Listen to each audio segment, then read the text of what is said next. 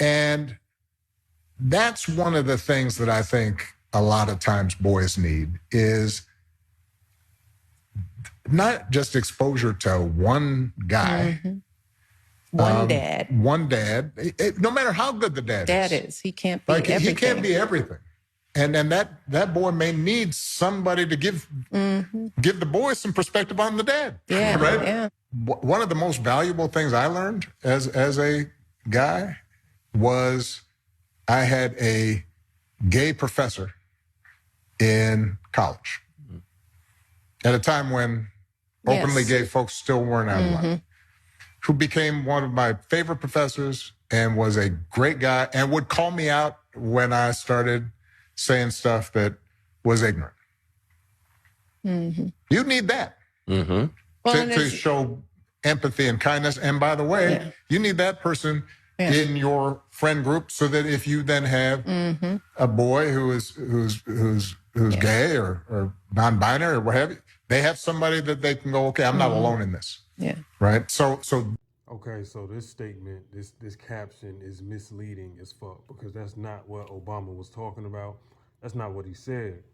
What Obama was speaking to in this interview, if people actually went and watched the whole thing, or just, when he got to that part, skip back 2 or 3, 4 minutes, and you'll see he's saying that even though the mother might have a great male role model in the house, he was saying that boys still need a community of other diverse men, different types of men, around him to really, because it takes a community.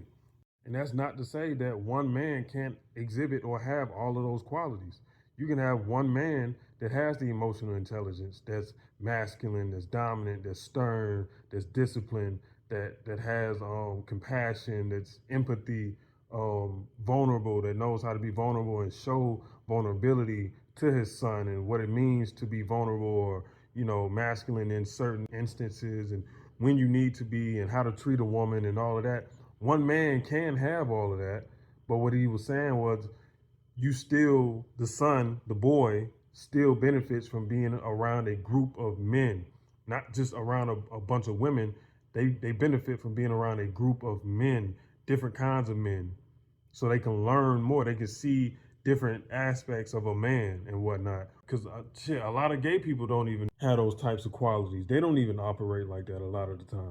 The boy would benefit the mom taking him or the father taking him to, different places where men are, and he can learn from different men.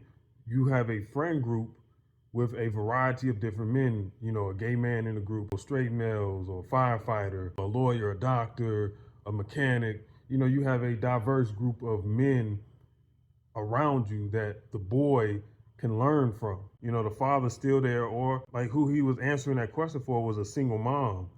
So she might not have the father in the life, but she might got uncles or brothers or, guys in the neighborhood at the church who are positive role models that the boy can be around and see, all right, this is how I'm supposed to be. This is how, this is how I'm supposed to operate. Or, they can help raise him in a sense.